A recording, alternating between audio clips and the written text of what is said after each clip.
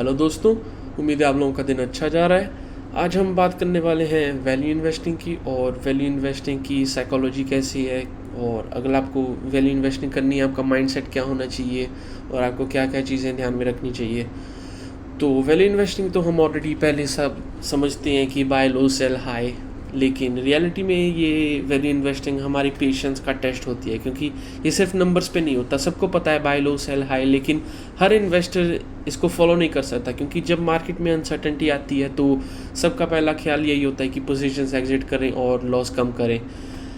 लेकिन value investing का core idea ये है कि उसमें आपको क्विक रिटर्न्स नहीं करने, आपको फंडामेंटली स्ट्रॉन्ग कंपनीज के स्टॉक परचेस करने हैं जब वो अंडर वैल्यूड है। जैसे कोविड-19 में काफ़ी अच्छी कंपनीज अंडर वैल्यूड हो गई थी, सबके प्राइस कम हो गई थी। तो वो एक गुड एग्जांपल है कि जब ऐसे मार्केट में अनसर्टेनिटी हो तो आप अच्छे स्टॉक डिस्काउंटेड प्राइस पे लो, और थोड़े सालों में जब वो आपको अच्छी रिटर्न दे फिर उसको सेल करिए।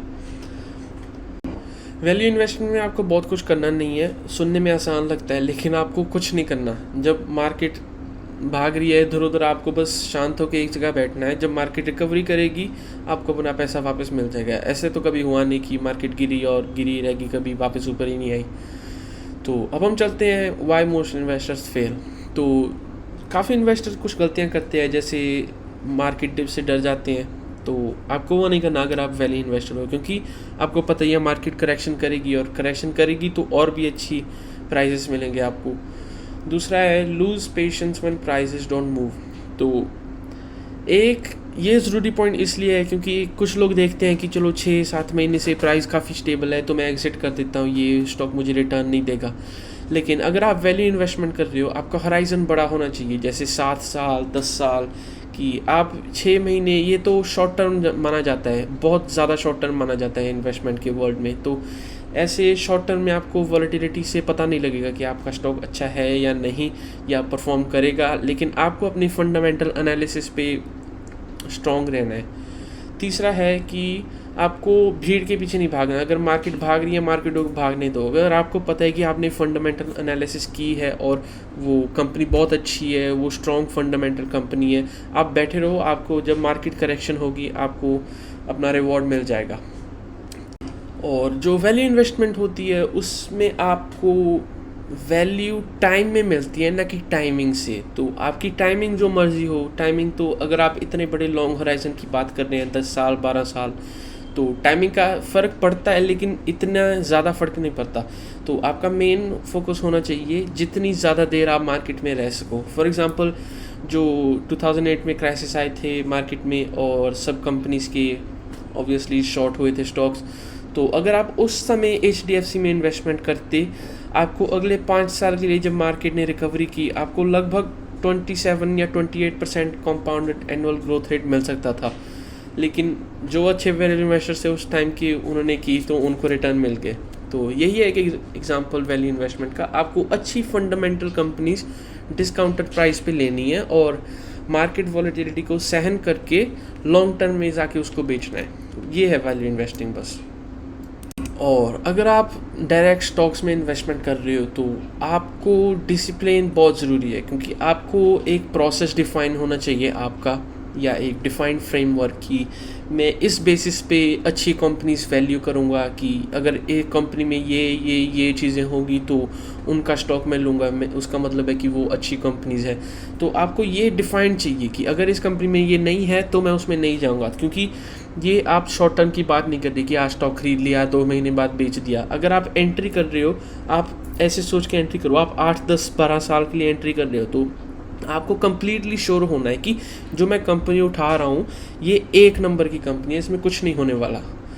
और दूसरा है कि आपको जब ये हो गया, आपको इमोशंस और हेडलाइन के बीच में नहीं आना। इमोशंस आपको कहेंगे कि भाई लॉस हो जाएगा, निकलो मार्केट से, आपको नहीं निकलना, बस चुप करके बैठे रहो। और हेडलाइंस जो भी खबरें बोलेंगी ये हो गया, कुछ नहीं सुनना।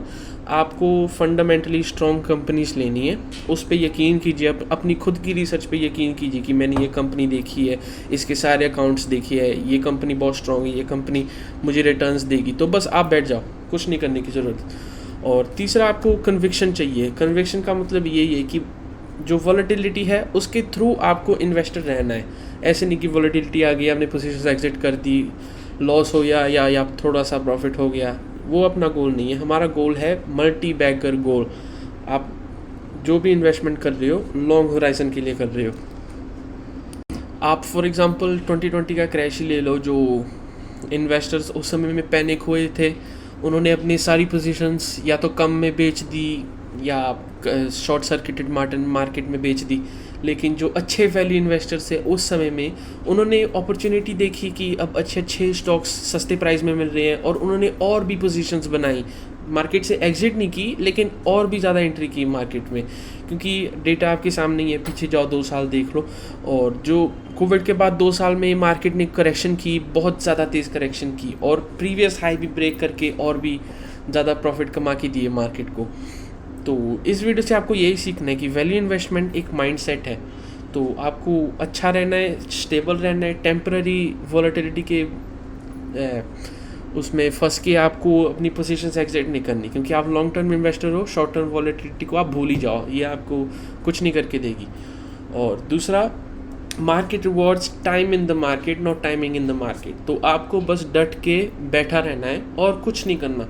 अपनी खुद की रिसर्च पे यकीन करो कि मैंने ये कंपनी देखी है, अच्छी कंपनी है, अब जो मर्जी हो रहा है मुझे पता है ये कंपनी मुझे अच्छी रिटर्न्स देगी। लोग एग्जिट करें, लोग कुछ भी करें, आप बैठे रहो, आप अपनी रिसर्च पे यकीन करो। तो अगर आपको इस वीडियो से कुछ सीखने के लिए मिला दोस्तों, सब्सक्राइब ज़रूर करना, उससे थोड़ी सी मेरी भी हेल्प हो जाती है। और कोई स्पेसिफिक टॉपिक पे वीडियो चाहिए वो मुझे कमेंट्स में बता देना। Thank you.